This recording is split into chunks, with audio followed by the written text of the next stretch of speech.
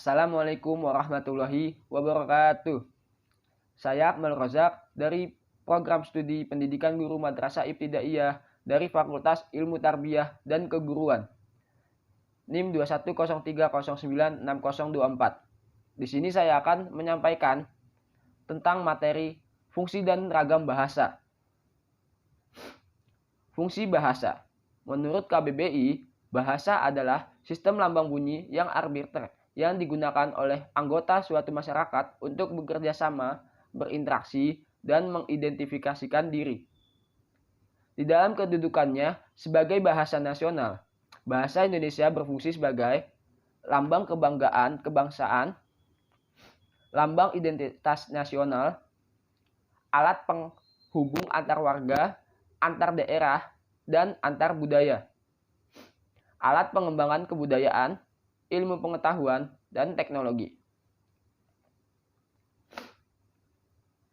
Di dalam kedudukannya sebagai bahasa negara, bahasa Indonesia berfungsi sebagai bahasa resmi kenegaraan, bahasa pengantar di dalam dunia pendidikan, alat perhubungan pada tingkat nasional untuk kepentingan perencanaan dan pelaksanaan pembangunan, dan alat pengembangan kebudayaan, ilmu pengetahuan, dan teknologi. Ada 7 fungsi bahasa menurut H.A.K. Halide, yaitu yang pertama, fungsi instrumental, the instrumental function, melayani pengelolaan lingkungan, menyebabkan peristiwa-peristiwa tertentu terjadi. Kalimat-kalimat seperti, ibu melihat dengan mata kepala bahwa sayalah yang menolong membawa anak itu ke puskesmas. Yang kedua, fungsi regulasi, the regulatory function, bertindak untuk mengawasi serta mengendalikan peristiwa-peristiwa. Fungsi regulasi ini memang agak sulit dibedakan dari fungsi instrumental. Fungsi regulasi atau fungsi pengaturan ini bertindak untuk mengendalikan serta mengatur orang lain. Demikianlah pengaturan pertemuan antara orang-orang persetujuan, celaan, ketidaksetujuan pengawasan tingkah laku, menetapkan peraturan hukum, merupakan ciri fungsi regulasi bahasa. Jika saya berkata, kamu mencuri, karena itu kamu dihukum, maka fungsi bahasa di sini adalah fungsi instrumental. Tetapi jika kalimatnya seperti ini, kalau kamu mencuri, maka kamu pasti dihukum, mengandung fungsi regulasi atau fungsi pengaturan. Fungsi pemberian, the representational function, penggunaan bahasa untuk membuat pernyataan-pernyataan, menyampaikan fakta-fakta dan pengetahuan, menjelaskan atau melaporkan. Dengan kata lain, menggambarkan realitas yang sebenarnya seperti yang dilihat oleh seseorang.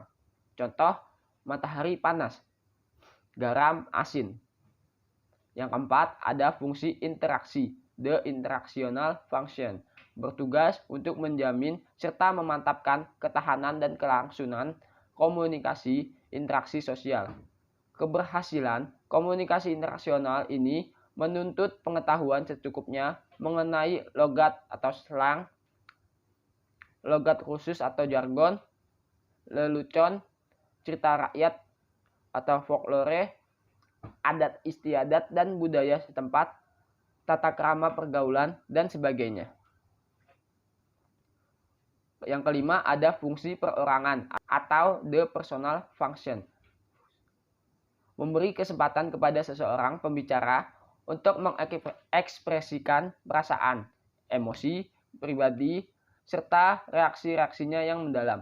Kepribadian seseorang biasanya ditandai oleh penggunaan fungsi personal bahasanya dalam berkomunikasi dengan orang lain. Dalam hakikat bahasa, perorangan ini jelas bahwa kesadaran, perasaan, dan budaya turut sama-sama berinteraksi dengan cara yang beraneka ragam.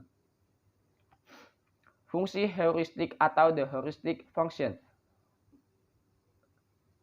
melibatkan penggunaan bahasa untuk memperoleh ilmu pengetahuan, mempelajari seluk-beluk lingkungan. Fungsi heuristik seringkali disampaikan dalam bentuk pertanyaan yang menuntut jawaban. Secara khusus, anak-anak memanfaatkan penggunaan fungsi heuristik ini dalam aneka pertanyaan. Mengapa? yang tidak ada putusannya mengenai dunia sekeliling, alam sekitar mereka. Penyelidikan rasa ingin tahu merupakan suatu metode heuristik untuk memperoleh representasi realitas dari orang lain. Contoh, mengapa adik lahir? Mengapa matahari panas? Yang ketujuh, ada fungsi imajinatif, the imaginative function, melayani penciptaan sistem-sistem atau gagasan yang bersifat imajinatif, mengisahkan cerita-cerita dongeng, membacakan lelucon, atau menulis novel, merupakan praktik penggunaan fungsi imajinatif bahasa. Kita bebas bertualang dan mengembara ke seberang dunia nyata untuk menjelajahi puncak keluhuran serta keindahan bahasa itu sendiri. Dan melalui bahasa, itu kita dapat menciptakan mimpi-mimpi yang mustahil, jika memang yang kita inginkan seperti itu. Ragam bahasa. Ragam bahasa adalah variasi menurut pemakaian, yang berbeda-beda menurut topik yang dibicarakan, menurut hubungan pembicara, kawan bicara, orang yang dibicarakan, serta menurut medium pembicara. Bachman, tahun 1990. Ragam bahasa berdasarkan media penyampaiannya.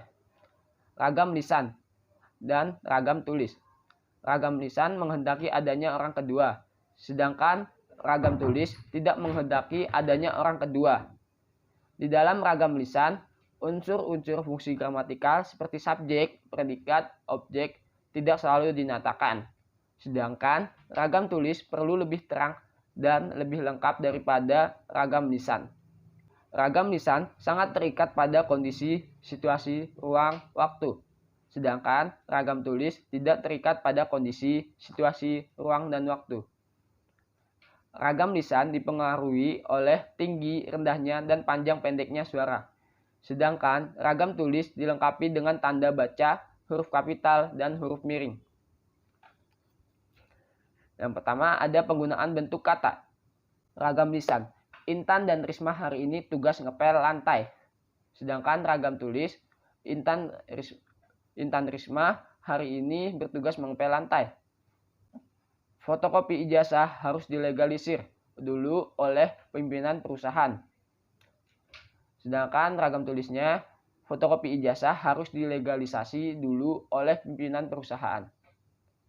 Ragam lisan, mereka ngelihat peristiwa itu dengan jelas. Sedangkan di ragam tulis, mereka melihat peristiwa itu dengan jelas. Selanjutnya yang kedua ada penggunaan kosakata. Ragam lisan, pekerjaan itu agak macet disebabkan karena keterlambatan dana yang diterima. Sedangkan ragam tulisnya itu, pekerjaan itu agak macet disebabkan oleh keterlambatan dan yang diterima. Yang kedua ada ragam lisan. Jadwal ujian ini nggak boleh dirubah lagi. Sedangkan di ragam tulisnya, jadwal ujian ini tidak boleh diubah lagi. Ragam lisan, kami juga nemuin jalan buntu pada penelitian itu. Sedangkan ragam tulisnya, kami juga menemukan jalan buntu pada penelitian itu. Jadi di sini ada beberapa perbedaan. Disebabkan karena di lisannya, sedangkan ditulisnya disebabkan oleh. Terus yang kedua itu ada nggak boleh diubah menjadi tidak boleh di ragam tulis. Di ragam lisan itu nemui, sedangkan di ragam tulis itu menemukan. Selanjutnya ada penggunaan struktur kalimat. Ragam lisan dan ragam tulis. Karena terlalu banyak saran berbeda-beda sehingga ia makin bingung untuk menyelesaikan tugas itu. Sedangkan kalau ragam tulisnya itu karena terlalu banyak saran berbeda-beda, ia makin bingung untuk menyelesaikan tugas itu. Walaupun mahasiswa harus belajar sungguh-sungguh, namun mereka tidak dilarang berpacaran. Sedangkan di ragam tulisnya itu, walaupun mahasiswa harus belajar sungguh-sungguh, namun mereka tidak dilarang berpacaran. Di ragam lisan, masalah ekonomi sangat tergantung kepada moneter internasional. Sedangkan di ragam tulis, masalah ekonomi sangat tergantung pada moneter internasional. Selanjutnya ada ragam bahasa berdasarkan situasi pemakaiannya. Yang ada dua. Yang pertama ada ragam resmi dan ragam tak resmi. Di dalam ragam resmi itu situasinya formal dan bahasanya baku. Sedangkan di ragam tak resmi situasinya non formal, bahasanya tidak baku. Ragam bahasa baku. Ragam bahasa baku disebut juga sebagai ragam bahasa ilmu, yaitu suatu ragam bahasa yang tidak termasuk dialek yang dalam situasi resmi, baik lisan maupun tulisan, digunakan oleh cendekiawan untuk mengomunikasikan ilmu pengetahuannya. Ramlan tahun 1992. Ragam baku disebut juga ragam ilmiah. Ragam ini merupakan ragam bahasa orang berpendidikan, yakni bahasa dunia pendidikan. Ragam ini dijadikan tolok bandingan bagi pemakaian bahasa yang benar. Ciri-ciri ragam baku. Yang pertama ada ragam baku digunakan dalam situasi resmi.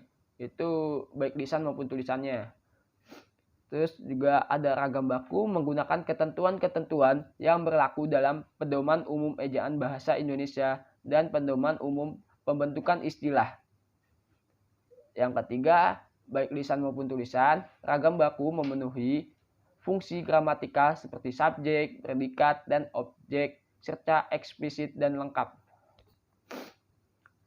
Ragam bahasa berdasarkan penutur. Yang pertama ada ragam bahasa terpelajar atau cendekiawan. Yang kedua ada ragam bahasa tak terpelajar. Ragam bahasa terpelajar adalah bahasa yang dipakai oleh orang berpendidikan atau berwawasan, sehingga menggunakan bahasa baku yang tepat sesuai ejaan bahasa Indonesia. Ini ada perbandingan yang terpelajar dan tidak terpelajar. Tidak terpelajar itu video, sedangkan yang terpelajar itu video. Tidak terpelajar film, terpelajarnya itu film. Tidak terpelajar kompleks, terpelajarnya itu kompleks. Tidak terpelajar TV, terpelajar itu TV. Tidak terpelajar itu vitamin, sedangkan yang terpelajar itu vitamin. Ini ada ragam bahasa menurut daerah. Ragam daerah sejak lama dikenal dengan nama logat atau dialek. Bahasa yang luas wilayah pemakaiannya selalu mengenal logat. Masing-masing logat dapat dipahami secara timbal balik oleh penuturnya, sekurang-kurangnya oleh penutur logat yang daerahnya berdampingan. Jika di dalam wilayah 8 pemakaiannya, individu atau sekelompok orang tidak mudah berhubungan. Misalnya karena tempat kediamannya dipisahkan oleh pegunungan, selat, atau laut, maka lambat laun tiap logat dapat mengalami perkembangan sendiri-sendiri yang selanjutnya semakin sulit dimengerti oleh penutur ragam lainnya. Pada saat itu, ragam-ragam bahasa tumbuh menjadi bahasa yang berbeda. Yang terakhir ada faktor penyebab timbulnya ragam bahasa. Faktor penyebab timbulnya ragam bahasa ada 3. Yang pertama budaya, yang kedua sejarah, yang ketiga demografi. Dari segi budaya itu, setiap daerah mempunyai perbedaan bahasa atau daerah hidup yang berbeda, seperti wilayah Sumatera, Bali, Kalimantan, dan beberapa wilayah di Indonesia lainnya. Dari segi sejarah, di setiap daerah atau wilayah di Indonesia mempunyai kebiasaan dari nenek moyang yang berbeda-beda. Dari segi demografi, setiap daerah memiliki dataran yang berbeda, seperti wilayah di daerah pantai, pegunungan, yang biasanya cenderung menggunakan bahasa yang singkat dan jelas, dengan notasi, dan dengan intonasi volume suara yang besar. Berbeda dengan pada pemukiman padat penduduk yang menggunakan bahasa lisan yang panjang dan lebar, dikarenakan lokasinya yang saling berdekatan dengan intonasi volume suara yang kecil. Terima kasih, cukup sekian dari saya. Kurang lebihnya mohon maaf. Wassalamualaikum warahmatullahi wabarakatuh.